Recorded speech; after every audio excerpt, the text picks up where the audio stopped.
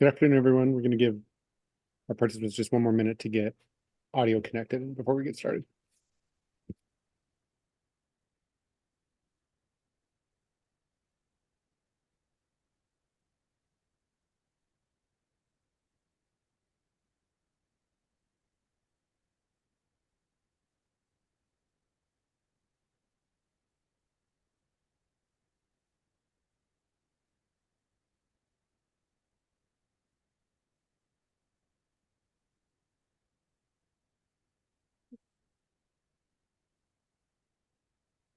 Okay. All right, we're going to get started. Well, welcome everyone to the 2024 OVS VAP Training Center webinar. OVS presents How Would You Help? Today's webinar is Supporting Children and Families Victims of Crime. I'm Blake Cush, the Training and Outreach Unit Chief here at OVS. Now, our Acting Director, John Watson, is also with us today, and he's going to offer some opening remarks in just a second. In the meantime, I am going to cover just a little webinar housekeeping for everyone. We have made ASL interpretation services available for today's training. Spotlighting our interpreters can be done at the bottom of your Zoom window. It's like a globe icon. You can click on that. A special shout out to Erica and Lita for helping us with our interpretation services today.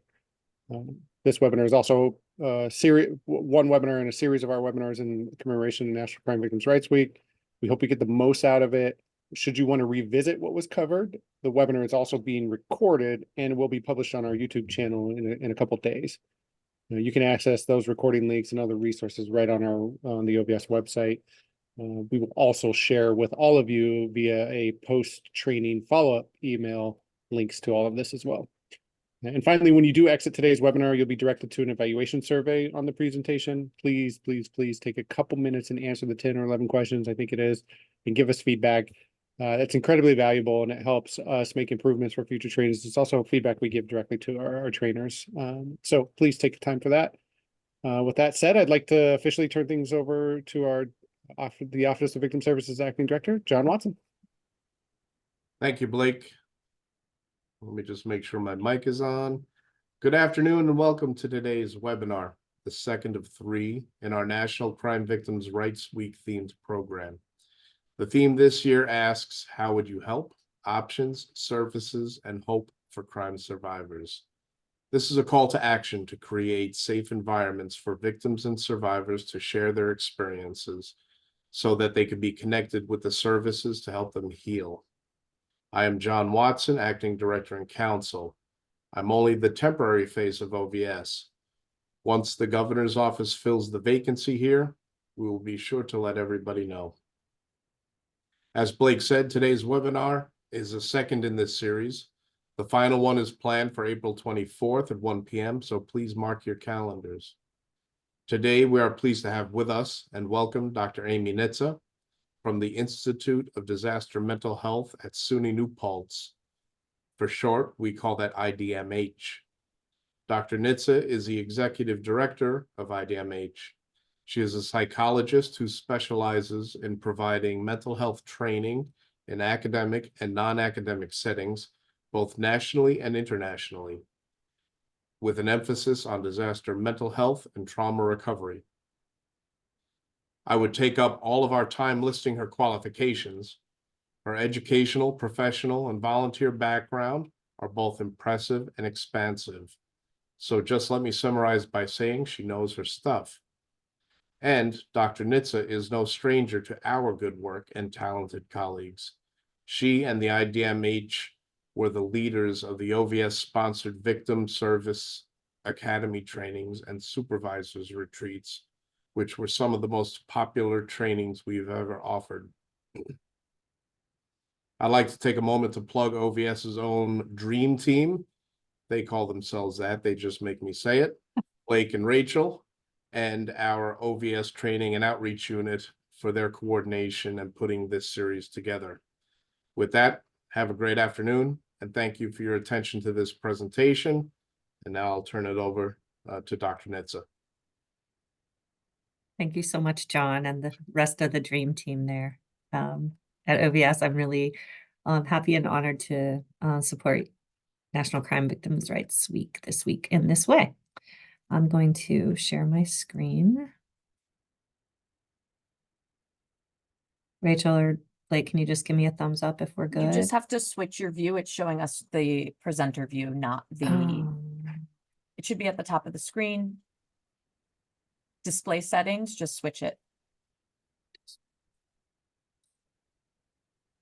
I'm going to stop. I don't see that immediately, so I'm going to stop sharing and try again. So sorry, we even practiced this. Best laid plans. Better? Perfect. Thank you so much. Okay. Okay. So what I would like to do today in terms of focusing on supporting children and families, I thought I would spend the first bit talking about the impact of acute trauma on children, both how that impacts them at the level of their brain and then how that manifests in terms of the trauma reactions or signs and symptoms that you might observe in children that you're working with and supporting. And then spend the second half in talking about how would you respond, how to build resilience both in the environment, creating safe, trauma-informed environments for kids at the same time that you're building their personal coping capacity for dealing with difficult things that they've experienced. So that is the agenda that I have. I am interested in hearing why you were here and what you are hoping to learn. So if there's something specific that you have in mind, a question that I can't answer specific questions about specific cases, but if there's something specific that you're hoping to learn, please put that in the chat and I will do my best to make sure that I address it as I go. So with that, let's get started. So just so we're all on the same page, the word trauma is something that gets kind of overused these days. We say that we're traumatized if we accidentally wore mismatched socks to work or something like that. But the definition of traumatic stress that I want to work with today is our body and our brain's reaction to situations that are shocking and emotionally overwhelming. These are situations that often involve actual or perceived threat of death or perceived threat to one's psychological integrity. And these are things that can happen either to us directly or we can have the same reaction to something that we've witnessed or have heard about vicariously. And what makes traumatic stress different than other types of stress is that traumatic situations can overwhelm our brain's ability to cope with what it's experiencing and to process it the way that it processes other experiences that we have. So I have a little graphic here that shows that. You can see here that I have trauma situated as a subset of everyday regular stress, but also I have it situated outside of the circle and it's a different shape that doesn't fit into the circle. And the reason for this graphic being created this way is that, again, traumatic experiences can overwhelm our brain's ability to cope. And when that happens, our brains have to do something different to try to manage the information that it's taking in. And so it can leave a different neurological footprint in our brains than other types of experiences. And here's what I mean by that. I like this graphic as a way to describe that. So the graphic that you see here with the two brains, the one that is on my right, where the puzzle pieces are fit together tightly into a neat, coherent shape, that is how our brains process memories of everyday events. If I ask you what you did for dinner last night, you could probably describe that to me in a way in which you could tell it in a narrative fashion from beginning to end. And you could incorporate the different sensory experiences, how the food tasted or what the conversation was like. Was there music playing in the background? Did you have a glass of wine? And so your brain takes all that information and it processes it as a coherent memory where all the different aspects of the experience are connected. But traumatic memories are so overwhelming that our brains can't necessarily do that. And I say I'm talking about all human brains here. Obviously, this is a talk specifically about children, and I'll get to that in a minute, but at the level of how it impacts our brain, how acute trauma can impact our brains, it's all the same. So The idea here is that traumatic experiences are so overwhelming that our brains can't do that thing where they create a narrative, coherent memory about it. And so there's just these little fragments of the experience that get sort of seared or flash frozen, if you will, into the brain in these different disconnected parts. So the sight associated with something terrible might be in one little piece, and the sound in one piece, and the smell in the other piece, and there's no connection, and it's difficult to tell it in a narrative sequential order. So when that happens, it's less of these little disconnected pieces are less of a memory and more of a series of sort of live wires. They can be reenacted at any moment. And when that or activated, I should say, at any moment. And when that happens, it's not about a memory, it's about a reliving or a re-experiencing. And that is a really distressing situation for people. The fear of a re-experiencing happening, people can kind of reorganize their lives around trying to avoid having that experience. And so this is not a talk about trauma treatment, but I think this is a nice visual of understanding what trauma treatment is. And one of the major goals of trauma treatment is in some way to reorganize the way that the memory is encoded into the brain so that it's less this series of disconnected fragments that are live wires and more into a coherent narrative sequential memory. Still there, it's not going away. Whatever happened to the child may be a memory, a terrible memory that they carry for the rest of their life, but it's a memory and not a series of live wires that can intrude into the present moment. So there's a great book that probably most of you have heard of on this topic called The Body Keeps the Score by a man named Bessel van der Kolk. And van der Kolk says, after trauma, the world is experienced with a different nervous system.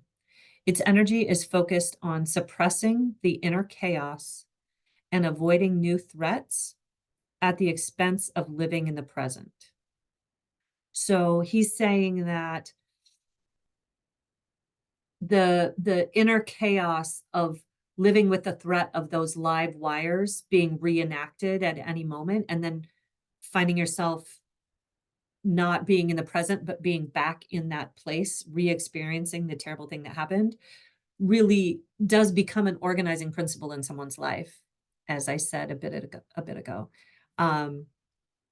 If a child, this is just an example, and I'm making it up, but if a child was in a hallway during a school shooting, they may, have a fear of being in that hallway, which makes some sense, but that fear can kind of become overgeneralized where, any hallway can become a potential trigger that causes the person to feel as an experience as if they are back in that hallway during the school shooting. And so kids will go to great lengths, to reorganize their life, let's say, around not being in a hallway, because being in a hallway has the risk of having those live wires, triggered till they feel like they're back in the moment of the shooting.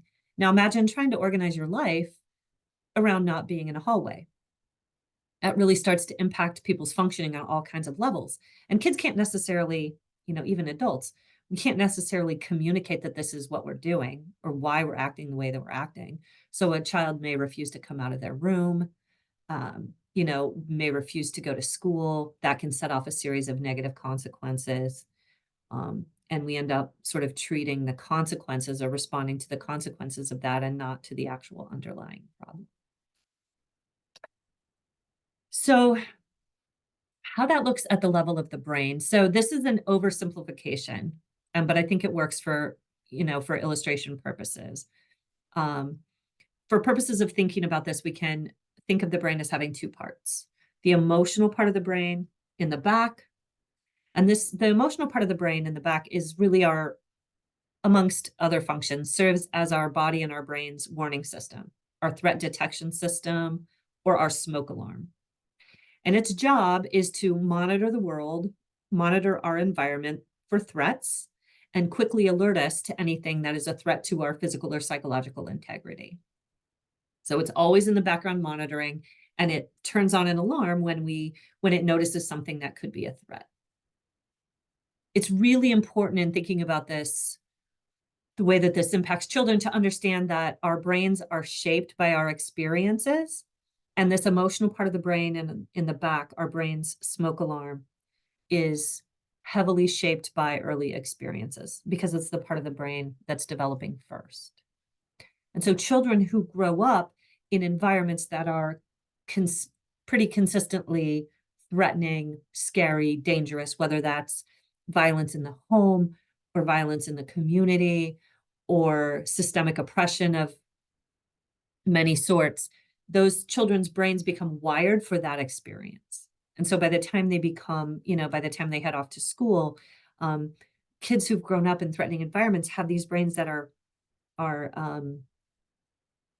a much more heightened sense of their smoke alarm is much more refined, let me say it that way, such that it may alert to a danger that isn't actually a danger in the environment. And that causes kids all kinds of problems as they move through life. So that's the emotional part of the brain, or the brain's smoke alarm. The rational part of the brain in front, we could think of as the brain's watchtower. And it's focused on understanding and making meaning of the world around us, including interpreting our experiences and interpreting the messages it gets from the smoke alarm. So its job is to notice that that the smoke alarm has been turned on, that there's a potential threat, to analyze the environment, figure out what that threat is, decide on a plan of action to mitigate that threat, and then execute that plan. Once that happens, it communicates back to the smoke alarm that the threat has been mitigated, and the smoke alarm can reset and continue on its monitoring function until it notices the next threat. Really importantly, for thinking about how kids manage threat responses, the rational part of the brain, or the watchtower, is also responsible for executive functions that kids need in order to be able to successfully learn in school.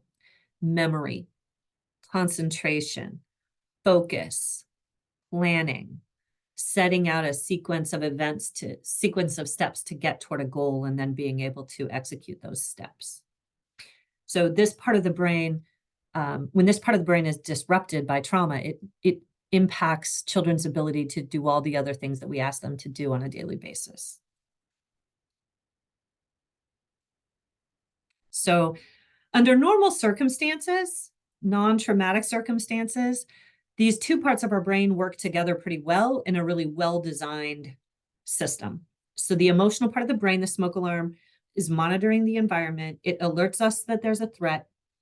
That cues the rational part of the brain to examine the environment, identify the threat, make a plan of action, execute the plan, and then communicate back to the smoke alarm that everything is okay. It resets, and we go about our day until the next threat occurs. It's a pretty well-designed system that has allowed us as a species to evolve and to adapt to whatever threats are in our environment, around the globe on a regular basis. And so this is how we go about managing stress. The problem becomes that in times of extreme or traumatic stress, it overwhelms the system.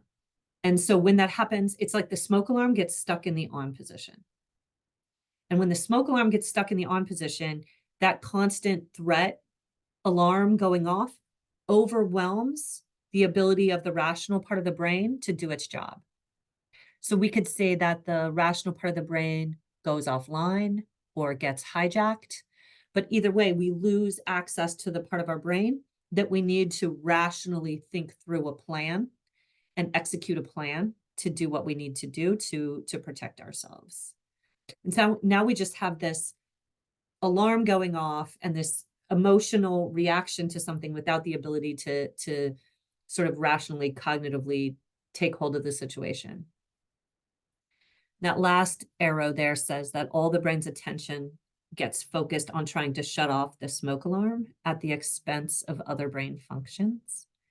And that's what I was referring to earlier about the brain just trying to manage the inner chaos. You know, the inner chaos of the smoke alarm constantly going off means that children are disrupted from being able to do other things that they need to do, including learning and the things that we ask them to do in school to be successful. So that's the way in which traumatic experiences impact children at the level of the brain. And then the results of that become the signs and symptoms that you might see in them behaviorally, cognitively, emotionally, etc. But there's this concept that I wanted to introduce that some of you may be familiar with, of the window of tolerance. And so all of us have a window of tolerance of what we can handle in terms of the amount and seriousness of the threats that are coming at us from the environment. And we want our window of tolerance to be as wide as possible. When we're in our window of tolerance, we have a sense of perceived safety. We're feeling grounded. And when we're in that grounded, safe, stable place, we're able to be fully present. We're able to have access to all of both parts of our brain, and they're able to work together to flexibly decide how to handle distressing situations that come up. But when threats come around, people can go two ways with that. They can either get this place of hyperarousal, where the physiological arousal gets way heightened.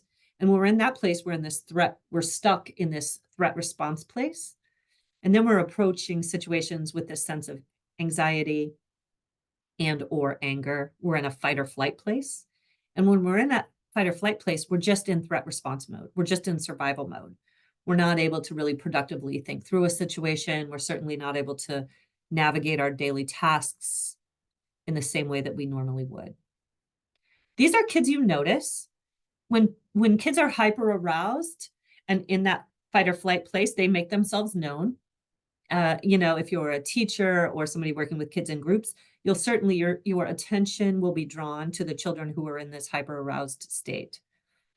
But the opposite can also happen, and that's when there is a physiological shutdown and kids go into this place of hypoarousal. That's a numbing response or a freeze response that is protective in the moment. When a child is experiencing something terrible that is outside of their control and they're not able to stop it from happening, being able to disconnect, to numb, or to freeze in order to protect oneself emotionally from what's happening is actually a pretty adaptive thing to do. But when kids get stuck in that position, or that becomes their go-to response when anything stressful happens, then there tends to be quite a bit of negative consequences for that. And the other thing I want to say about that is that we can't selectively numb. So we can't just numb from emotions that we don't like or emotions that don't feel good, and then, have full access to the rest of our emotions. So when children's go-to response when they're overwhelmed is to shut down, they're shutting down from kind of everything. And these kids, if you're working with them in a classroom or in a group or individually, they may look on the outside just fine. They don't draw attention to themselves in the way that kids who are hyper aroused do. So just be aware of that the silent, quiet kids may be suffering just as much as the kids who are agitated. They're just experiencing it in a different way. So the goal when working with kids who've experienced trauma, ultimately the goal is to expand their window of tolerance, to create a greater avenue for them to stay in a grounded, safe place, to be able to address what they need to address. And we can do that again by building up the environmental supports, as well as by building up their own coping capacity. I'm going to quickly, let me check the time. Yeah, I'm going to quickly go through some acute trauma symptoms that you might see or that kids might report to you. And again, these can manifest in emotionally, cognitively, behaviorally, interpersonally. So I'm going to go through each of these quickly. This is not an exclusive list. I mean, all-inclusive list, and these aren't mutually exclusive in the way that I have them listed here, but these are just examples to help you think about this. I also want to say here that I made a decision in this presentation to focus on acute traumatic events and the impact on children. Some of the children that you may work with or be attempting to support are survivors of ongoing chronic trauma, which has a different layer of impact. And it's really important to understand that, but that's kind of a whole separate presentation. So that's something that we can get into in a different time.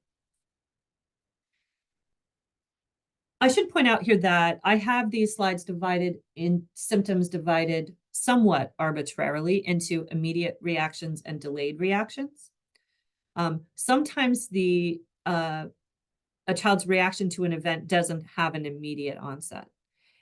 When it does have an immediate onset, we are, I think, more likely to notice and be able to understand that the reaction is connected to the event.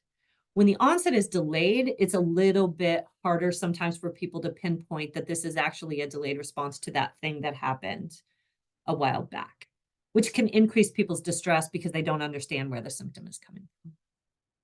So really, any strong emotion can be an emotional reaction to a traumatic event. Fear and anxiety, I think, make some sense. People understand that kids might experience fear or anxiety as a result of exposure to a traumatic event. Also, guilt. Kids are very egocentric and they tend to they're looking for someone to blame. I'll talk about this more in a sec. And if they can't sometimes it's safest for kids to take on a sense of ownership over what happened because it's safer to blame themselves than to think that something in their environment is that risky and dangerous. Anger. Anger is a surface level emotion. Often underneath anger is a softer emotion like fear or anxiety, but there's a lot of cases in which it may not be safe for kids to express anything other than anger.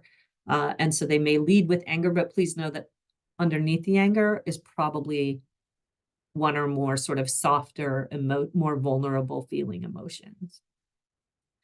Sadness, helplessness, disaster, traumatic things, interpersonal violence, being exposed, or being a victim of crime strips people of their belief that they are sort of the masters of their universe, that they are in control of what happens to them. And so it can it sort of strips people of that worldview and can leave behind a real sense of helplessness, feeling out of control, feeling overwhelmed by their emotions, or the opposite that I talked about earlier. When people get into that hypoarousal place, they can constrict their feelings or detach from their emotions altogether.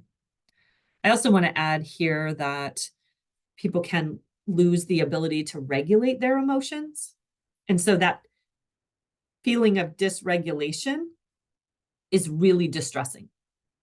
It feels terrible to feel dysregulated, and it's hard for the people around a child to manage that sense of dysregulation as well. Irritability, hostility, depression, fear of the trauma reoccurrence. And I think I can't sort of emphasize that enough, that kids will go to great lengths to try to avoid the thing happening again or the feeling happening again, which can really shape their behaviors.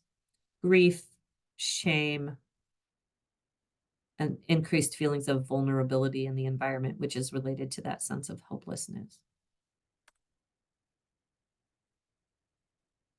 This slide just sort of introduces the difference between fear and anxiety. Fear is in response to a specific thing, hallways being an example after a school shooting. But fear can also be the target of the fear can become generalized, as I explained earlier, so that maybe not just the hallway where the shooting occurred becomes a trigger, but any hallway anywhere can become a trigger. That's a generalized fear reaction. Anxiety is more of a general sense of impending doom, where you feel a sense of fear, but not connected to a specific thing. So it's this sort of free floating, looking over your shoulder, waiting for the next bad thing to happen, which is really just a miserable feeling.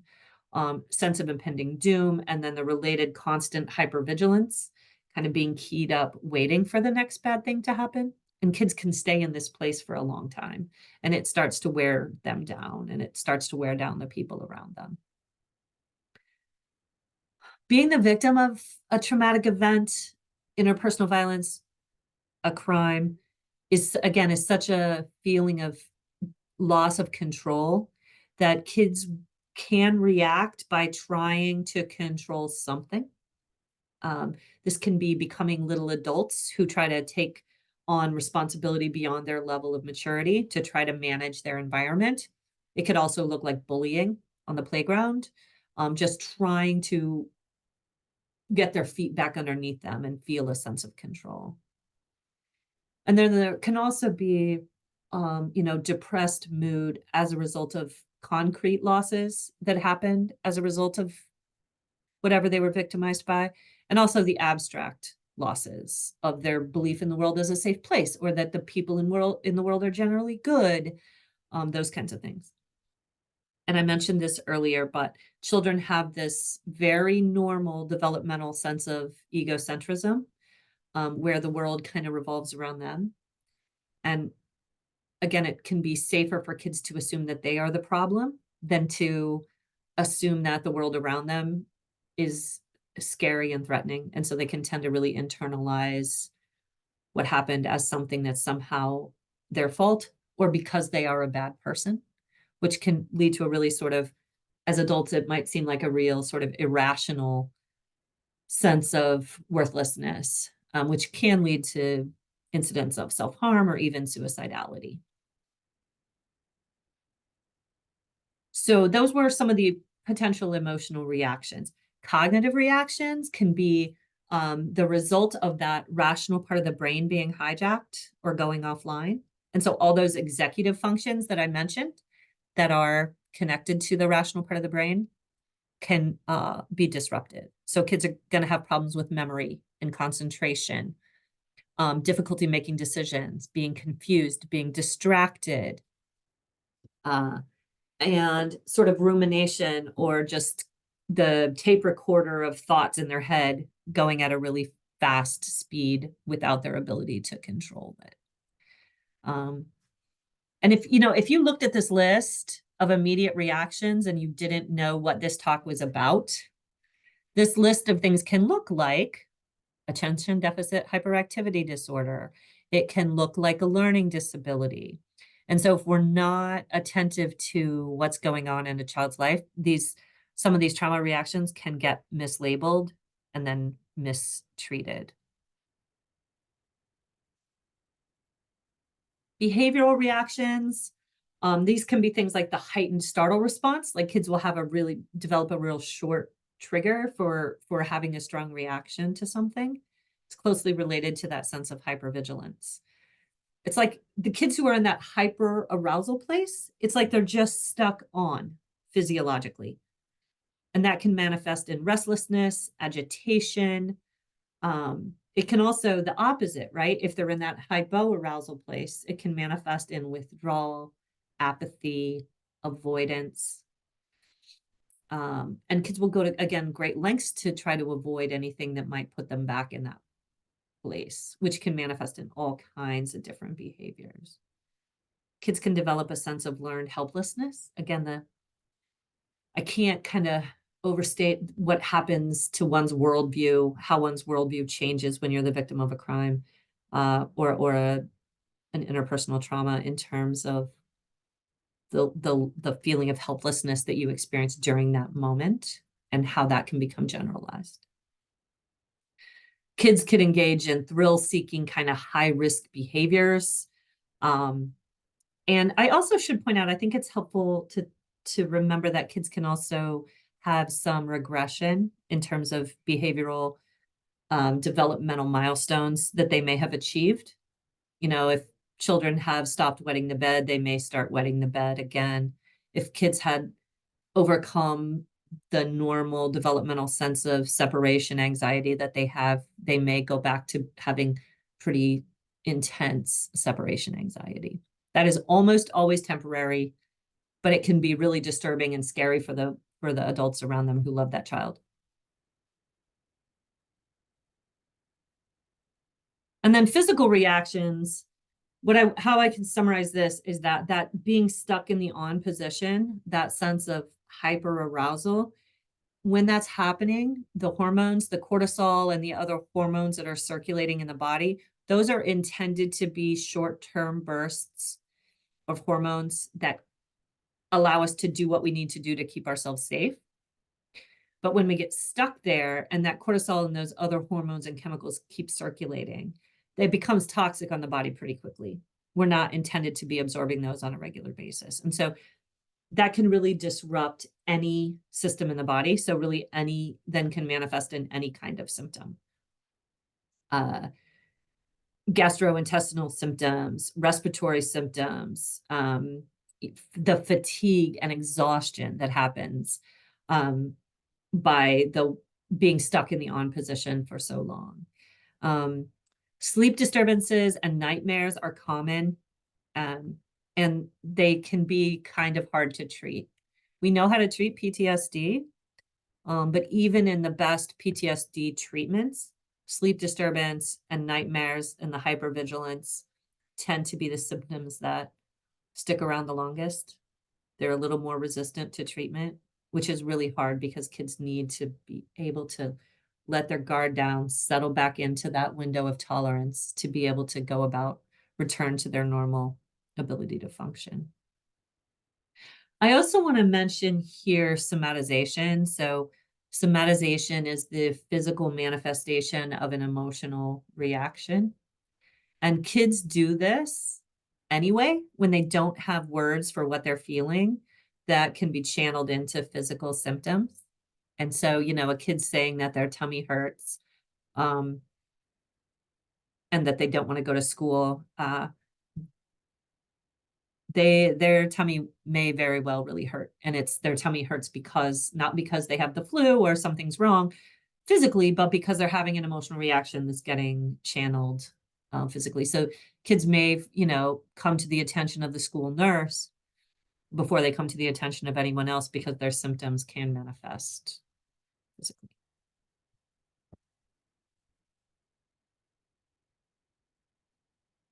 And then I just wanted to do a bit on, we know a lot about what predicts what kind of a reaction, not what kind. We know a lot about the intensity of a reaction based on environmental factors in the child's life. Interpersonal and intrapersonal factors in a child's life that predict the severity of the response. That's what I'm trying to say. So I have a list of them here. The ones in green are ones that we don't have a lot of control over as people who are attempting to help. But those two in blue, the level of social support that kids have and the quality of the post-trauma environment are absolutely things that we can do something about.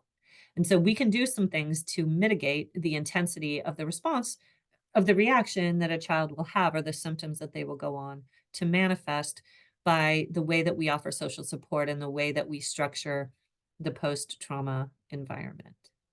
I have other stressors there in pink.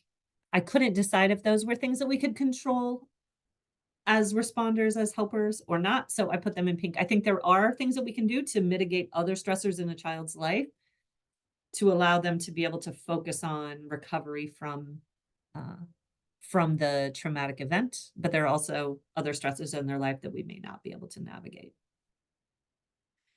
If you've heard me talk before, you will know the answer to the question I'm about to ask, but we know what the best predictor of outcome is in terms of how well someone is going to do recovering from exposure to a traumatic event.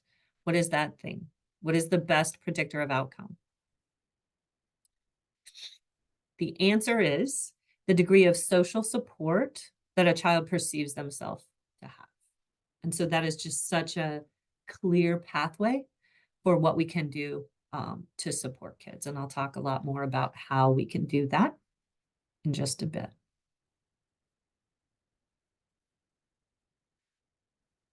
But the other thing that we know about kids is that a large part of how well they do in terms of recovering from being a victim of crime, interpersonal violence, et cetera, is what happens to their family context. Sometimes it's less about the event itself and what the event does to the child's system, their family system, their support system, that really impacts or predicts how well they're going to do. So things to consider there are, did the family also experience the event? Do the caregivers in a child's life feel capable of handling the child's reaction? Or are they overwhelmed and scared by it and sort of frozen and don't know what to do? Are the parents overwhelmed themselves? Do they feel that they have the resources and supports that they need to take care of themselves so that they can continue to take care of the child? Or has whatever happened to the child resulted in relocation or separation from the nuclear or extended family and support system? And sometimes supporting the family and helping the family stay as functional as possible and keeping the parents, taking care of the parents so that the parents can take care of the kid can really be the best thing that we can do. This slide is another way of asking those same things, but it's, again, children's reaction and ultimately the outcome can be predicted by the secondary stressors that the traumatic event leave behind. Changes in the caregiver's functioning or availability or their relationship with that caregiver, separation, new responsibilities that the child has, and what the outcome is in terms of, is the child now exposed to additional risks for conflict or abuse or other vulnerable situation. One of the best examples I can think of here is what children in Puerto Rico experienced after Hurricane Maria. Hurricane Maria was a terrible, scary storm, right? It was living through that experience was terrifying for children. And then after the storm, most of them lived without electricity for weeks, most of them for months. So the lack of electricity and all the sequelae of that become a stressor for the child and for the families. But then at the same time, it was such a bad living situation on the island for so many people that a lot of people started out migrating to the US mainland or other places, which means that now children's support systems were starting to crumble around them.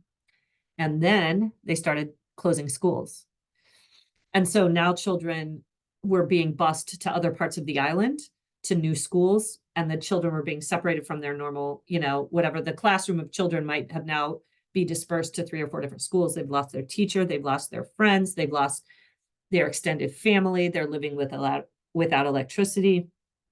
And so it's those we could call secondary stressors that end up being the things that really impact children the most versus the impact of the storm itself. And so when you're thinking about how to help, thinking about what can I do to limit or mitigate the secondary stressors can be a huge support. I'm going to end this section with this example. This is a real image that was drawn by a child named Noam in the aftermath of the World Trade Center, the collapse of the Twin Towers on 9/11. This drawing is reproduced from the book by Bessel van der Kolk that I referenced earlier. So you can see here, well, I should tell you the story. So Noam was dropped off by his dad at that elementary school right close to the Twin Towers, public school 230 something or 270 something. And then his dad was walking away. The tower fell, or I guess the towers hadn't fallen, but the plane hit the building. His dad realized something was wrong. He ran back to the school, got Noam, they held hands, and they ran back to their apartment. They got to the apartment together safely, and Noam's mother and his older brother were also reunited with them at the apartment shortly thereafter. And they were able to stay, the four of them, their family unit, intact together in their apartment for the next several days as the chaos in Lower Manhattan continued to unfold.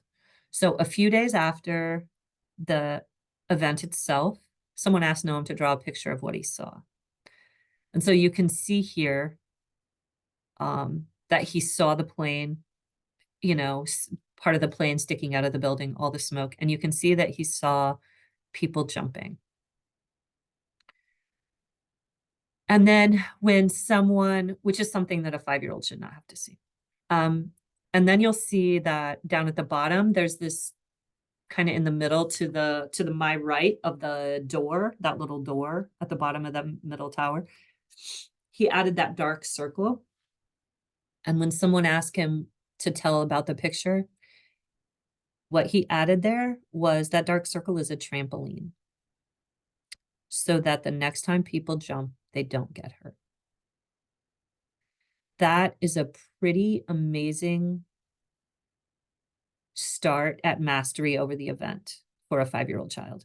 Within a few days, when children start to change the story, if they're reworking the story, changing the story, telling the story, they may need to tell it a lot of times. And when I say tell, I mean express it in whatever way they can express it.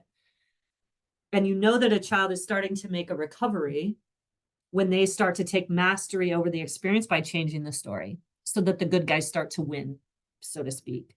And so for a 5-year-old child to be able to include a trampoline on his own as a way of taking mastery over the situation to prevent it from being so bad next time means that he was really already starting to make a good recovery.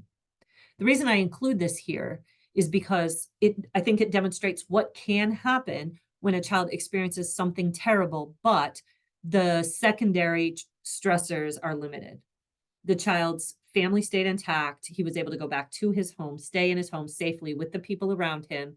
And together they worked through being in the house during those terrible first few days after the event. And how quickly a child can start to make a recovery when the secondary stressors are limited. Okay. So that concludes the first part of what I wanted to accomplish today. And now I'm going to switch to start to talk about what we can do about it. How do we navigate helping children build resilience, both in terms of the environment and in terms of their own personal coping capacity? So I like to think of this imagery as sort of like a tree, where when we're helping, again, another way of talking about the goal is about helping kids expand their window of tolerance. What they can manage and cope with without getting triggered into that place of hyperarousal or hypoarousal. And so we can do that in two ways. The sort of building the roots, strengthening the roots of the tree system, which I think of as building the environmental supports around the child. And then the leaves and the branches helping them build their own personal coping capacity. So I'll talk about both those things, starting with building environmental supports.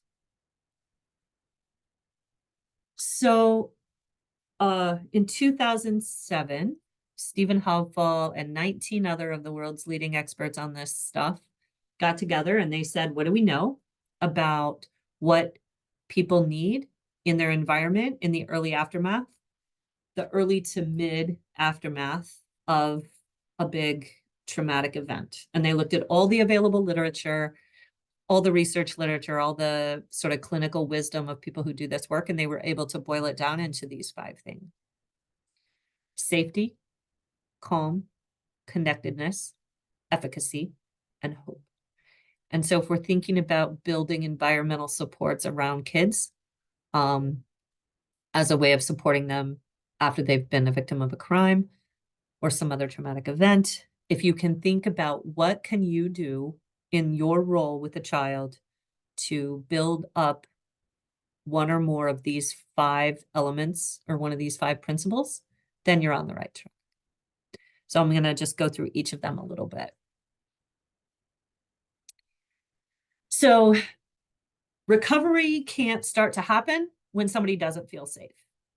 It's about perception of safety, not necessarily just about physical safety. But when we don't feel safe, then we're just in survival mode. When we don't feel safe, that's when that threat response is going on, when the smoke alarm is going on in our brains. And when the smoke alarm is going on, all we can do is just protect ourselves from the threat. We're truly in survival mode. We're not able to start healing and recovering.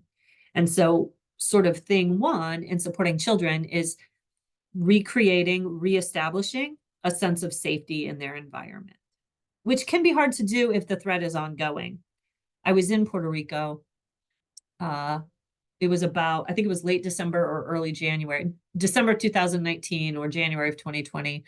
So it was a year and a half out after Hurricane Maria, but there were earthquakes happening. And so kids were having to go to school outside. And the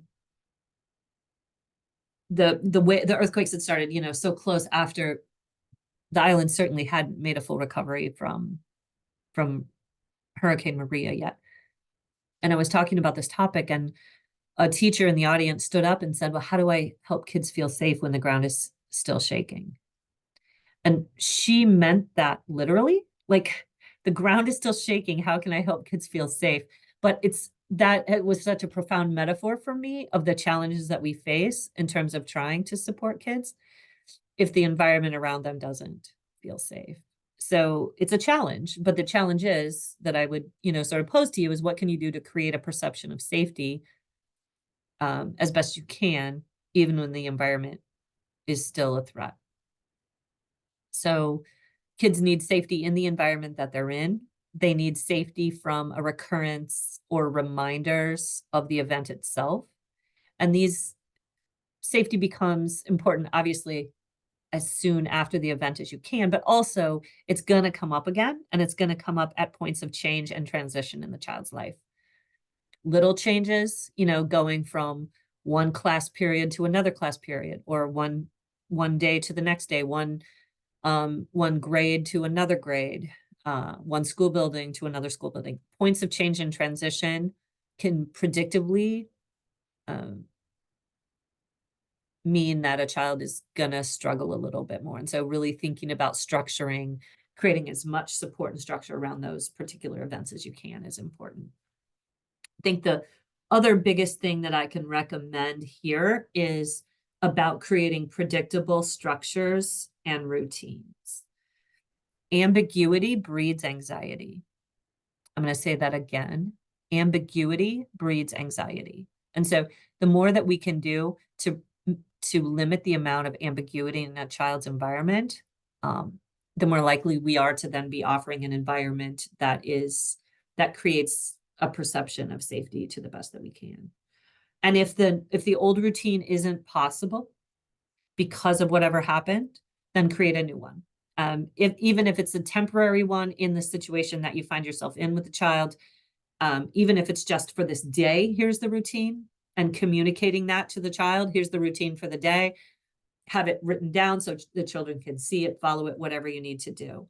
But in the amount of time and the circumstances in which you are supporting a child, structure and routine will be a gift that you can give to the child. At the same time, you want to be doing whatever you can to limit the child's exposure to ongoing reminders of the thing, and then offering them realistic reassurance. And that I don't use the word realistic lightly there. Telling a child everything, that everything is going to be okay. If you don't know that everything is going to be okay, might not be the best thing to do, but what realistic reassurance can you offer them? That the police are doing all they can to find the bad guy. That, whatever it is that you can say that to be true, to offer reassurance. Closely connected to promoting safety is promoting a sense of calm. A basic goal for recovery, once safety is in place, is reducing the overactivity of that emotional part of the brain, or shutting off that smoke alarm, deactivating the smoke alarm in their brains. And this is so important because when we're in that fight or flight mode, when the smoke alarm is going on, it's interfering with learning and memory. And so kids aren't able to complete the daily tasks that we're asking them to complete. And it also just feels miserable to the child that's experiencing. So we want to be able to create a calm environment. You being calm and staying calm, which is often a bigger, more complex task than it sounds like. I know I can just say as a mom that when my children are struggling, when my children are suffering from something that I can't fix, it is terrible for me. And I probably don't stay as calm as I can or as I could because I am panicked that I can't help my child in the way that I want to be able to help my child. So staying calm, creating calm, soothing environments in whatever your environment is with the child. And then the other goal is that we're teaching the child, and I'll get to this in the personal coping capacity section in a minute, but the other goal is allowing the child to develop their own ability to soothe themselves and for them to have a toolbox of things that they know work to soothe themselves when they feel dysregulated.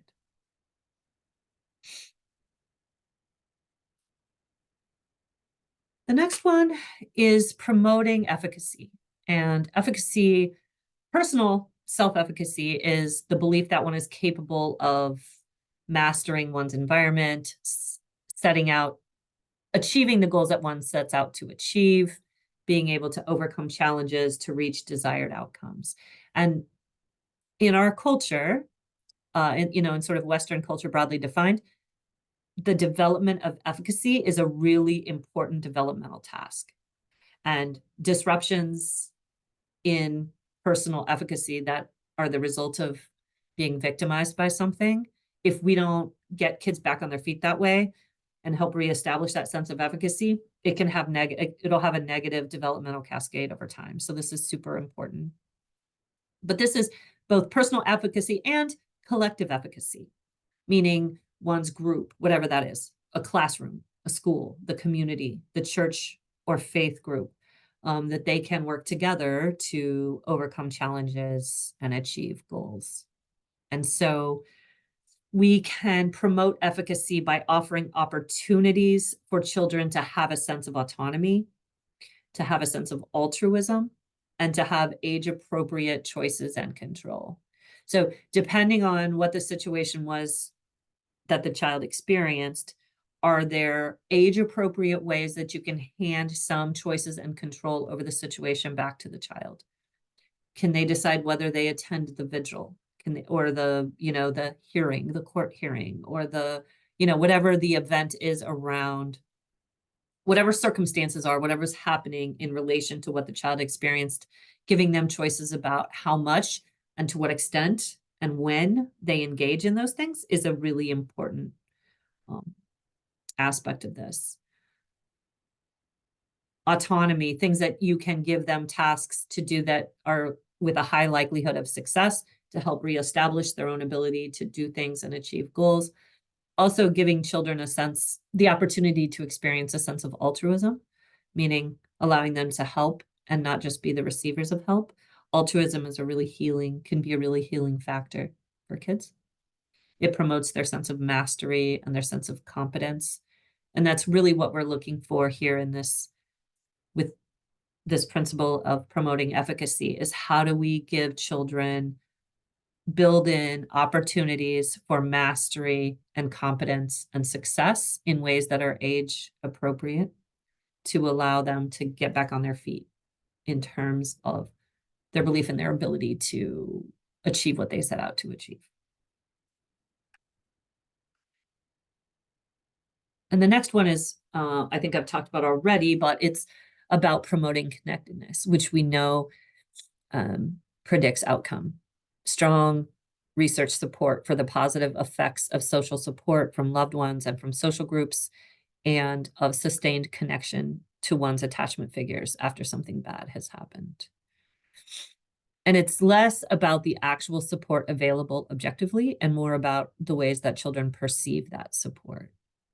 And as I mentioned earlier, there can be so many negative situations that disconnect children from the support that they need in the aftermath of something difficult.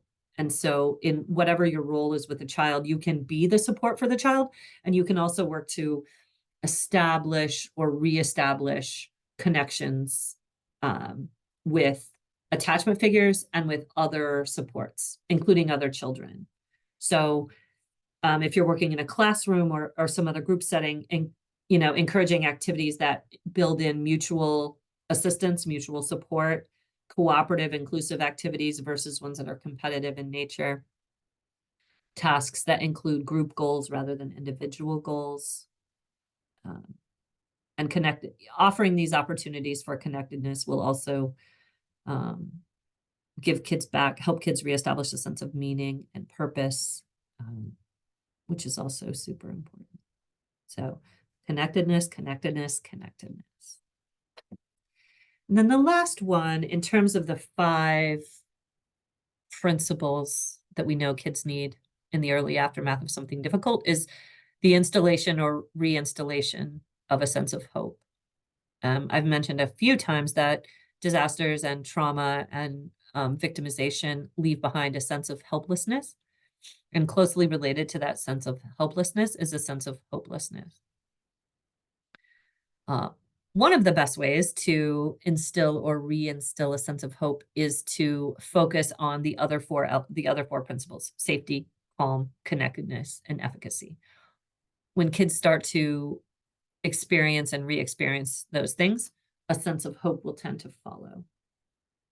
Also, anything that moves the child toward a restoration of some sense of normalcy, again, may be a new normal, but developing a new sense of normal, a new routine, the re-engaging in enjoyable activities and things that the child finds to have pleasure or meaning become really important. Giving child choices around how they do that also then helps establish efficacy in those other things. Highlighting success, highlighting progress and growth. Sometimes success, when a child has been really, been knocked off their feet by whatever's happened to them, their whole life is turned upside down by something, they may not notice the small successes. They may not notice being able to get up and go to school every day as a success. And so you just observing that those things are happening can be helpful. And also helping students maintain or reestablish a focus on their goals for the future when they may be so stuck in thinking about what happened and all the negative things, that the negative consequences that are sort of swirling around in their environment. If you can, at times when it seems appropriate, redirect them toward focusing on the future, can also be a way of instilling hope. So again, safety, calm, connectedness, efficacy, and hope. If you can think about the ways that you can promote those principles in a child's life, is an absolute way that you can help. And if you're thinking about those 5 things, then whatever specific thing you're designing, you're probably on the right track. But I also want to add here that kids do better when the adults around them do okay. And so you taking care of yourself is so important in this work.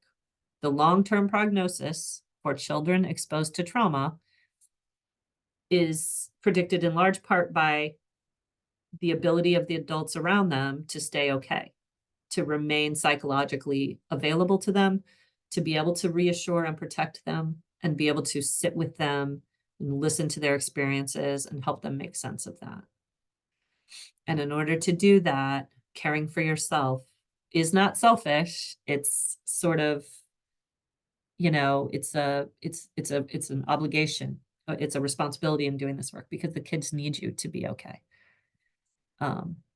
As I said here, in some studies, the best predictor of children's well-being was the level of emotional upset displayed by the adults in the child's life. So it's not that you're not allowed to feel upset, but to be able to take care of yourself when you are upset becomes really important. And then the last part of the presentation today is about helping kids by helping them build their personal coping capacity. So I have several strategies to present to you of things that kids benefit from in terms of building their personal coping capacity. So the first one is creating opportunities for children to identify their emotions. Children aren't born with words at all, but especially words for describing their emotions and what they're experiencing. And so helping them to be able to helping them develop a vocabulary around emotions, and then identify them in themselves, in other people, and just developing an awareness of their own internal experience becomes really important for overall development. It also promotes empowerment and mastery and efficacy. So you can help kids engage in activities where they have to name the emotions in themselves or in other people. You can play feelings charades where kids have to act out an emotion and other kids have to try to guess what emotion the person is feeling, for example. Or any sort of daily check-in where you ask kids to write down, how are you feeling today? Or to identify how they're feeling today. Sometimes in school, kids have morning work where when they get to their seat, they have to do a little worksheet, include how are you feeling today? Check in on that. I'll tell you a funny story about that. My son is now 18, but when he was 6 or 7, he was in a classroom in which they did have morning work. And one of the questions was, how are you feeling today? And the teacher kept one to show to me that my son did. And his answer to how you're feeling today was fire elf. And to this day, I don't know what fire elf means. I just feel bad that my poor son is the son of a psychologist who comes up with weird words for his feelings. He has no memory of that and can't tell me what feeling fire elf is, but I kind of like it. Also, you can help kids, you can use bibliotherapy, to help kids identify how characters in stories might be feeling. Kids are really good at projecting their own feelings onto characters. So that could be books or puppets or movies, any kind of story. I'll talk to you more about that in just a minute, but, read a story with a child and ask them, gosh, how do you think, Jack, the character, is feeling right now? What would it be like for you if you were experiencing what Jack is experiencing? Just doing that kind of thing. Sometimes younger kids who don't yet have vocabulary for emotions can identify physical sensations that they are feeling. And so giving them an outline of the figure of a person and having them color in red where they feel, anger, or having them feel blue where they feel calm or relaxed. You can do those kinds of activities where it's less about having the right word and more about checking in with their own internal experience and getting used to developing a habit of doing that is really an important developmental skill for kids. Closely related to identifying feelings is promoting opportunities for self-expression. Children need to be able to tell their story, in whatever way that is for them. And in terms of dealing with something difficult, telling their story helps them integrate that story into their overall life narrative. They may not be able to do this immediately. Remember that in the immediate aftermath of something, the memories, remember those disconnected puzzle pieces on that slide I had earlier? If kids are in that place and their memories are these different disconnected fragments, they may not be able to tell the whole story or to tell it from beginning to end. But whatever they are able to do, giving them an opportunity, never forcing, but giving them an opportunity to do that is a real gift. This can be writing, this can be drawing, this could be singing, physical movement, play, doll houses, sand trays, anything where there are figures that children can use to project themselves onto and then play with those figures. Allows them to start to tell the story, narrate the story, integrate the story into their experience, and eventually gain mastery over the story of what happened to them. And then opportunities for children to share their work and their ideas and their creations with others and have that validated, super important. I should also say here that, all of us sometimes feel really alone in what we're feeling and feel like we are the only one feeling what we're feeling. And realizing that you're not the only one feeling what you're feeling can be a really powerful healing tool. In the group counseling, group psychology world, we would call that universality.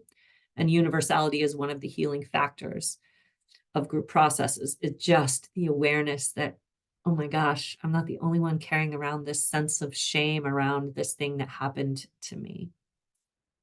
I'll offer you a really extreme example, but I do some work in Haiti, and Haiti, some of the children in Haiti, there's a problem with this.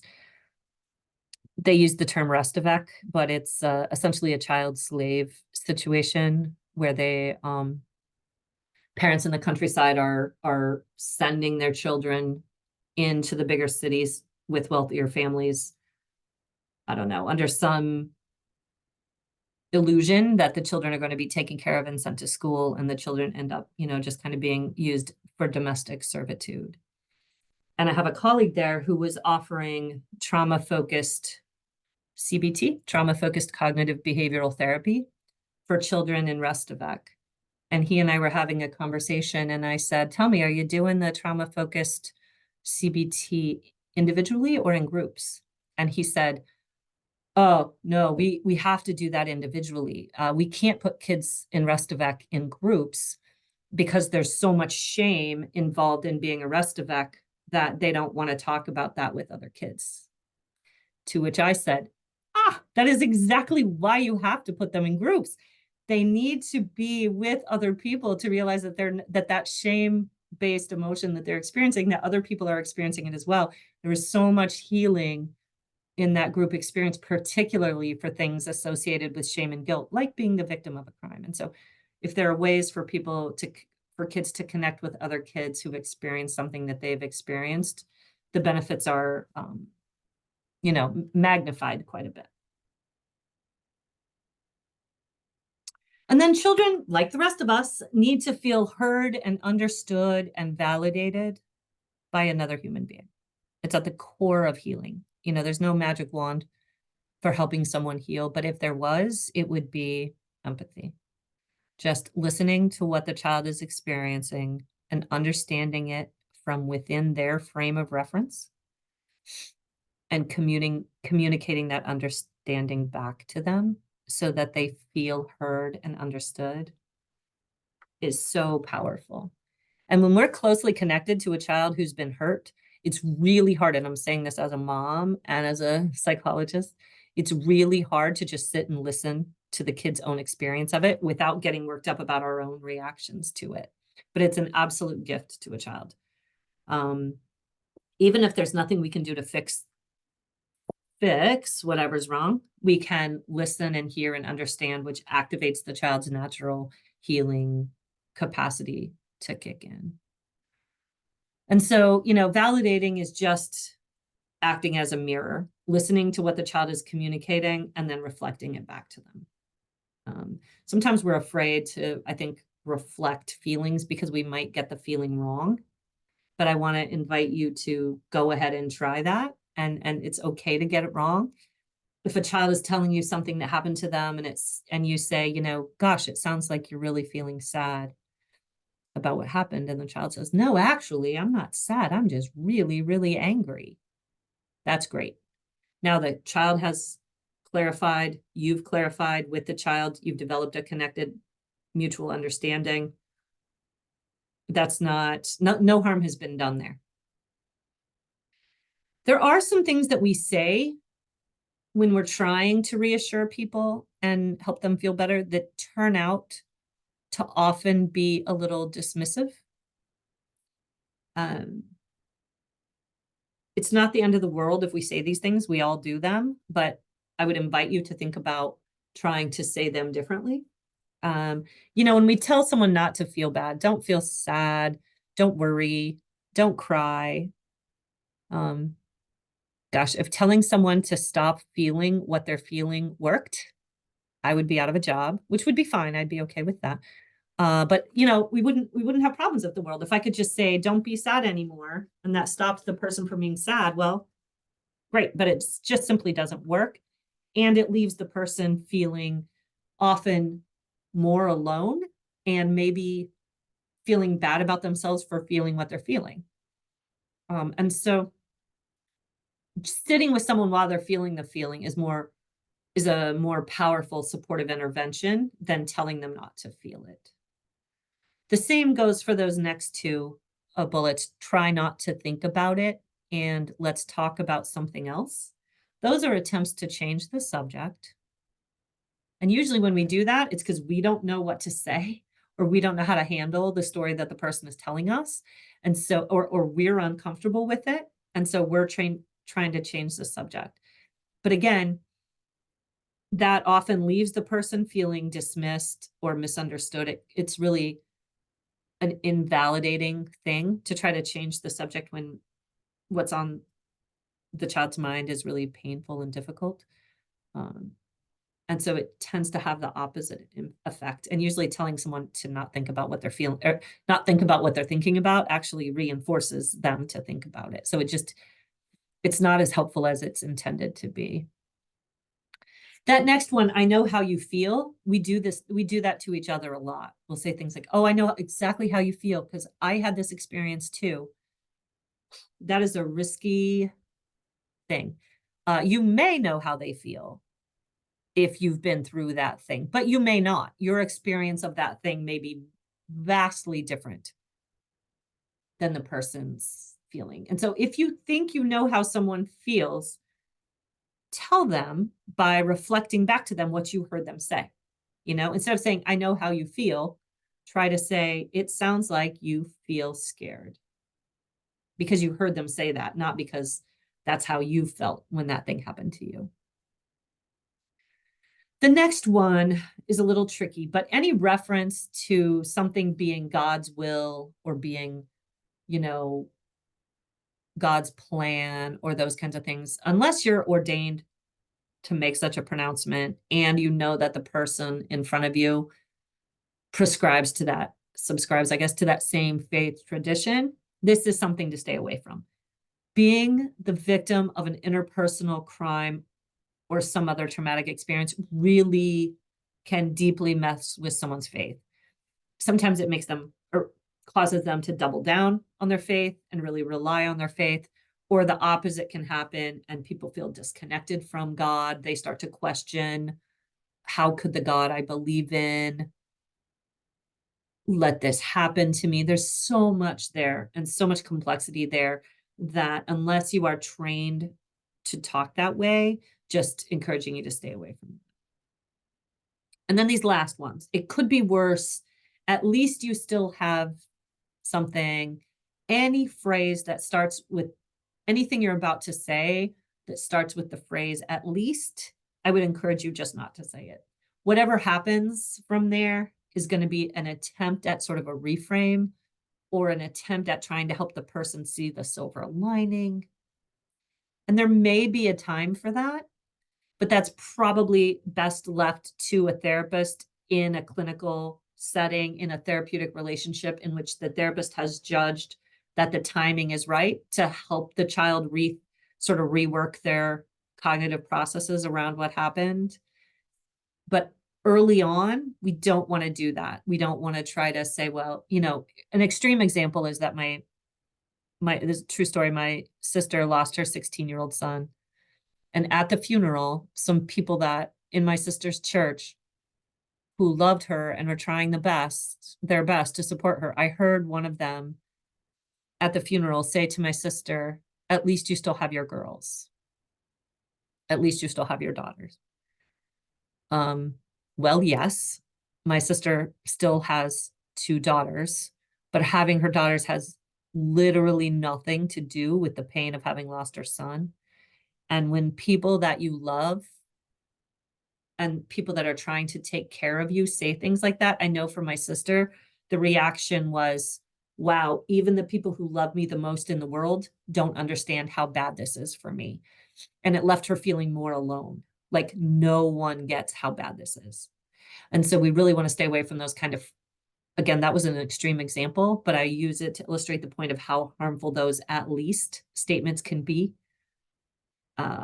in terms of invalidating and isolating people when what you're trying to do is build connection.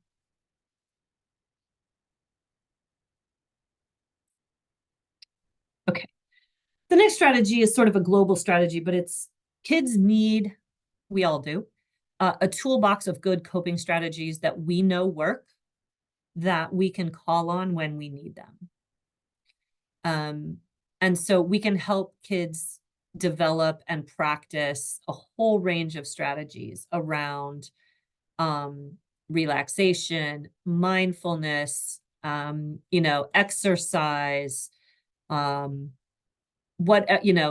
creative expression, whatever the tool is, but kids need a range of those that they can use that they know how to soothe themselves when they feel dysregulated. It's a really important developmental task. One of the things that I have found to be really successful with kids and with adults is helping them identify aspects of a situation that they can control or that they have some ability to influence the outcome of, and aspects of the situation that they don't have control over. Teasing those things out is an intervention in and of itself, because trying to change or control things that you don't have the ability to change or control is just kind of that proverbial beating your head against a wall in a cycle that will increase the intensity, increase the difficulty without the opportunity to do anything about it. So helping kids tease out those two things can be, and learn to tease those things out for themselves, can be really important. And then for the aspects of a situation that they have some control over, you can help them identify problem-solving strategies for dealing with those. For the aspects of the situation that a child does not have any control over, what they can always have some control over, if they learn how to do it, is their own internal experience. So sometimes in low control situations, what we all need is just the ability to soothe and regulate and tolerate things that feel painful. And so that's another set of skills around, deep breathing, progressive muscle relaxation, mindfulness, distraction. Distraction is a terrible long-term coping strategy, but it's a pretty decent in the moment strategy when you don't have anything else. So helping kids tease out those high control versus low control aspects of a situation and then develop skills for both sets is a really empowering thing for all kids, but particularly when they've been through something difficult. I also can't emphasize enough that kids need to practice using these skills before the tragedy strikes, so that when the crisis happens, they already have access to it. When something bad has just happened, when we're in that threat response place, when the smoke alarm is going on in our brains, remember, we have lost the ability, we've lost access to the part of our brain that allows us to learn new things. And so if we're waiting until a crisis happens to try to teach a kid a coping skill, we've waited too long. Because just kind of by definition of the way that we're wired, we cannot learn new things when we're in that fight or flight place. And so this is, in terms of how can you help teaching all kids a good set of coping skills that they practice when they don't need it, so that they have access to it when they do need it without having to learn it in the moment. Relaxation is a good one for this purpose. There's a whole range of these. I don't have specifically one to recommend, but any sort of relaxation exercise that helps people focus on their breath and focus on their body and focus on the feeling, their internal experience, focusing on the feelings in their muscles, the tension or lack thereof in their muscles can really help them control overwhelming feelings. We know, and I think we talk a lot about our mind, our brain communicating messages to our body, but I don't think we spend very much time thinking about how our body also communicates messages back up to our brain. And so relaxation is really about like progressive muscle relaxation, for example, is really about training kids to use their muscles to communicate, to relax their muscles and communicate back up to the brain that everything is okay, which is a pretty powerful tool. And helping kids relax also helps them focus on learning and all the other things that they need to do. And then closely related to that is mindfulness. There's just so much science about the benefits of mindfulness, even for young kids. It helps with reducing trauma symptoms. It helps with overall emotional self-regulation, well-being, even academic performance. And even a daily 2-minute exercise with kids is enough to start seeing some of these benefits. But it's about the doing it over and over again and helping kids develop it as integrated as an overall part of their life. And then also when they need it in the moment, they'll have access to it. Other tools for the toolbox for kids are being able to talk to someone that they trust and have opportunities for positive social interaction. Physical movement and exercise, really one of the best ways to close the stress response loop in the brain.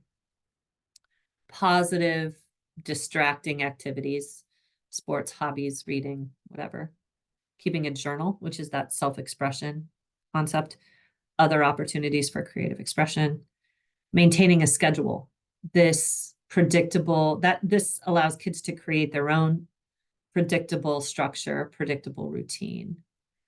And then engaging in activities that give meaning to that feel personally meaningful to them, which promotes altruism and efficacy and all the things that we're learning to build.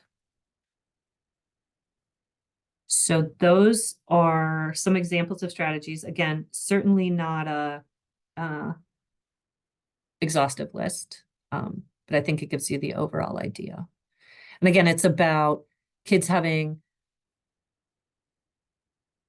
some strategies that they can use for different situations, that they have practiced enough that they feel confident in their ability to use it and that they can access it when they need it.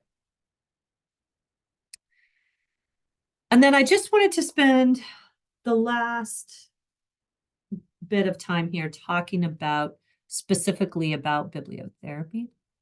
So at IDMH, in collaboration with the School of Fine and Performing Arts, here at New Paltz, we created this book during COVID, and we called it An Unusual Situation.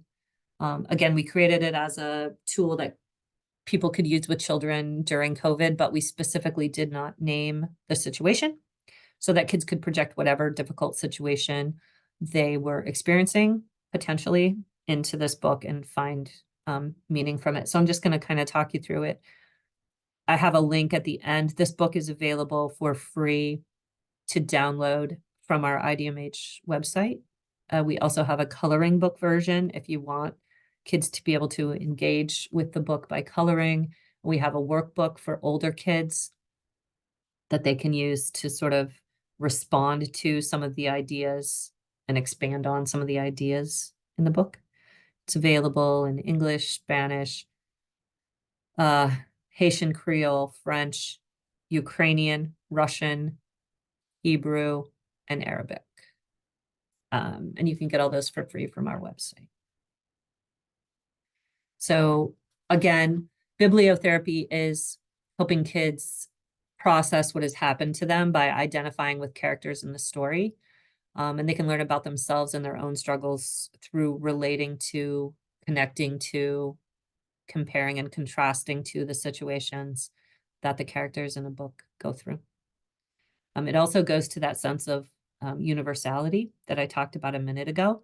It helps children recognize that they're not alone in their experiences and emotions, that other children share similar concerns.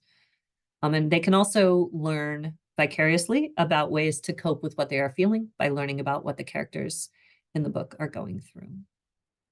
You can use interventions like this individually, and you can also use them in small groups, or even, I'm not sure if how many teachers or educators we have on, but you know, these could even become classroom guidance lessons if that's something you have the opportunity to do. So in our book, and there are a lot of books out there you can use for this purpose. I'm just using this one as an intro to this idea. So in our book, the main character, who's a bird named Milo, is dealing with a difficult situation that's impacting him and his family.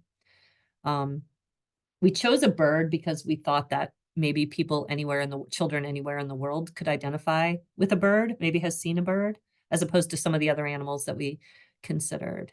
And I have to shout out to the person who did these illustrations. This is a student at SUNY New Paltz, and the ability, I have several pictures here. If you watch the emotions on this character's face, the way that he's able to capture the emotions in this character he created, it just blew me away. So yeah, and again, we don't name the situation that Milo is struggling with, so that hopefully children in a variety of situations can connect to this story. So one of the skills that we try to illustrate in the book is about creative expression, which I've already mentioned, promotes empowerment and mastery.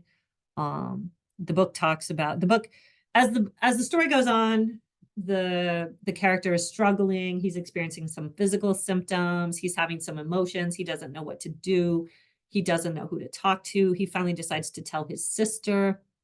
His sister says, "Totally get it. I'm gonna help you, and we're gonna talk to mom and dad." And then mom and dad and the children decide together on some things that they can do to help each other feel better. And so they come up with Milo and his parents decide on playing games, drawing, dancing, and writing. And you can also then ask kids what other ideas they have about that.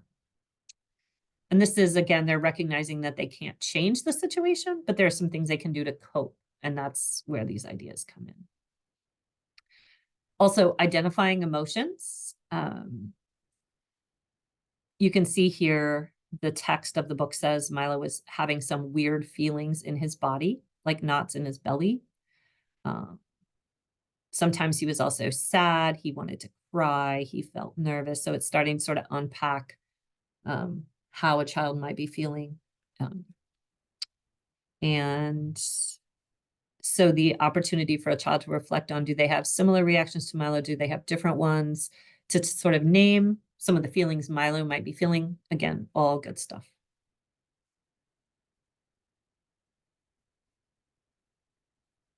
And Milo learns, Milo learns to develop some skills in coping both individually and with his parents and his sister.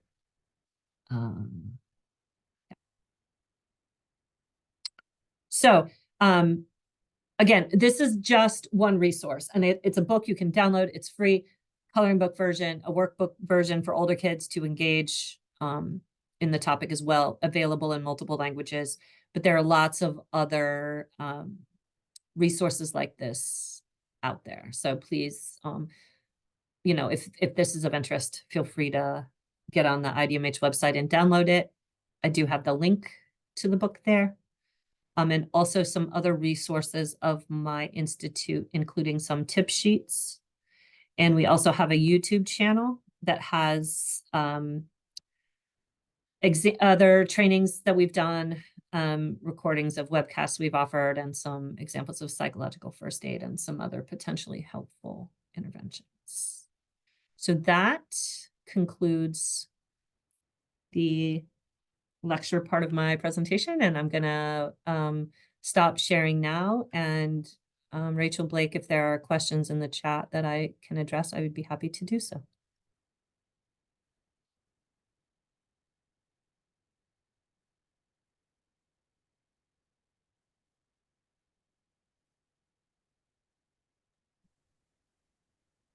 Hi there, everyone. Thank you so much, Amy. This was absolutely fantastic. Taking a look, and I'm not seeing anything by way of questions in the chat.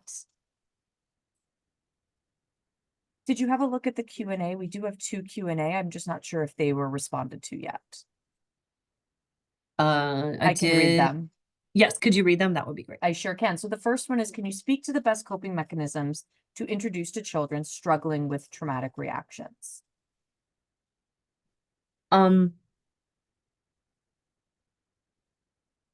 I don't know if there's a best one. Really, it's like kids need whatever a kid will do and use that feels good to them is the right one. I find mindfulness to be super helpful with kids, or little relaxation activities. You know, feeling a traumatic event feels so out of help results in people feeling so out of control. Their emotions are out of control. They've lost control over their physical body temporarily.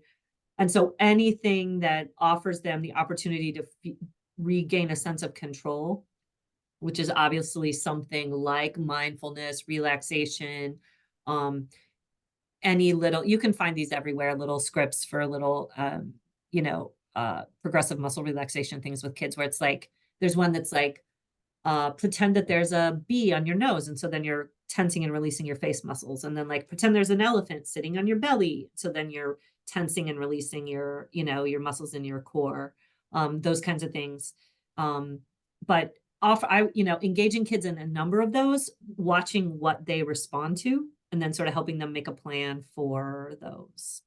I've even done things with kids like create a jar and put a bunch of ideas that they like into the jar. And then when the distressing feelings come, they can pull one out of the jar, and then you sort of make it into an engaging sort of game of like, oh, I wonder which one I'll get today. So lots of ways to do it. No one right one. No, that's great, Amy. Just as a follow-up to that, which may still be kind of a similar answer. In addition to that, are there any tips for older children, right? Teens, young adults who may be less responsive, or more introverted? Anything that you found unique that may be useful? Man, if someone has mastered teenagers, I would be welcome. I will welcome what they have learned. No, sometimes they need to do it privately. So it may be about journaling. It may be about, writing letters to a fictitious person that never actually gets sent. My daughter is very much of a standoffish, leave me alone, I don't need your help. But she's the one where I was like, let's make a list of things that might feel good. Literally, I did this with my 21-year-old, who unfortunately was recently the victim of a crime. And I sent it back to college with her, a little box with coping skills in it. She got to put some in there. I didn't see what hers were. I added some that I thought might be good. We put them all into the box, and I sent the box away to college with her. So it's about respecting their privacy, but also remember that teenagers don't know as much as they act like they know. So even when they act like they don't want help, giving resources that they can access privately on their own when they're ready to do it at their own timing. I think I maybe didn't say that enough, but little kids and big kids trusting their timing, following their lead. When they ask a question, answer their question, but don't push information or push skills or resources when they're not ready. Very helpful. Thank you. Last question that I see, it's a bit of a long one. You may have touched on it a bit. Okay. But they are asking if you have any recommendations for helping kids know that it's okay to not be okay and need help, without reinforcing trauma responses or creating unsafe environments. I'm thinking of the need to be stable and well as an adult in the kids' lives without making the kids feel they also have to be well all the time and then hiding their struggles. Yeah. Yes. My answer is yes. So, that whole thing of like being strong, I don't know that I ever said be strong. I said try to take care of yourself. So it's not about hiding your pain from the child, but about watching the child, modeling for the child how hard it is for you, and modeling, acknowledging when it's hard for you, and modeling, here's what I need to do for myself right now. I'm overwhelmed. I'm going to go for a walk around the block and I'll be back. Or, I'm crying today. Today's hard for me. And I don't exactly know what I'm going to do, but I'm going to work to figure it out. So it's not that you have to be strong. I think they benefit from seeing you model struggling and also caring for yourself. That sort of modeling sort of being a martyr and pretending like you don't have feelings isn't going to be beneficial, which I think is what the person was referencing. Great, thank you. I have no other open questions. If there's any final questions for the chat, feel free to use the chat as well. We're monitoring that, or the Q&A. We can leave it open for another couple minutes. And barring that, I did share the evaluation link in the chat. When you close out this webinar, it should bring you directly to the page. And for those of you who did attend, you'll receive just a follow-up email confirming that you participated. If you need to keep that for your records, we'll share the links to this recording, and that survey link will be sent as well, and it will be open probably until end of day tomorrow. So if you have any questions, please definitely use this time, and we'll be monitoring the chat for another minute or so just to see if anything else pops through. And Amy, I might be taking Blake's thunder, but I do want to say on behalf of myself and Blake and John and the entire, OVS agency, we want to just say thank you. It's always so wonderful to partner with you. You share such wonderful insight and information. So we just appreciate you taking the time and being a part of this series. And we look forward to the next time we work together. You guys are my favorites. I can't wait till you call me again. Thanks, everyone. That's recorded, everyone. So I just want to be really clear about that. Dang. Just while we're kind Busted. of waiting for folks to sign off, I Oh, did okay. see another question come through. So we'll hang out for just a couple minutes. I know some folks may need to pop off, but while we have Amy, we will ping her brain. Question came through. In some subgroups, boys or men are taught to hide their fear and their sadness. Do you Yeah. have any ideas on how to overcome that when they are ashamed for opening up? Such an important, I mean, some of this stuff, it's like just acknowledging it, just naming it, like naming exactly what the person just named in conversation with the child. Like, I know sometimes it seems like, boys and men get taught they're not supposed to do that. And I'm so proud of you for taking the risk of doing it. That kind of thing. Just name, if I could solve, the problem of toxic masculinity in our culture, I certainly would. But shy of that, naming and modeling and acknowledging what's happening, including like, I know you probably feel like you aren't supposed to do this, but really it's also okay to do this. And I'm proud of you for doing it. Naming what's happening and modeling it. As a follow-up to that, given that idea of showing that it's okay and modeling, in your opinion, is it maybe even more important for male service providers to be showing that and going out of their way to show that? Well, male service providers can do so much in terms of corrective experiences for girls and for boys, right? For all children to see, if their perpetrator was a male, for them to see males acting in a different way and being trustworthy and healing and modeling a different way of being in the world, can be hugely powerful. Thank you. All right, everyone. It looks like our questions, I know everybody will have them afterwards. We do appreciate it. Feel free, join VAP Connect, share, connect with your peers there.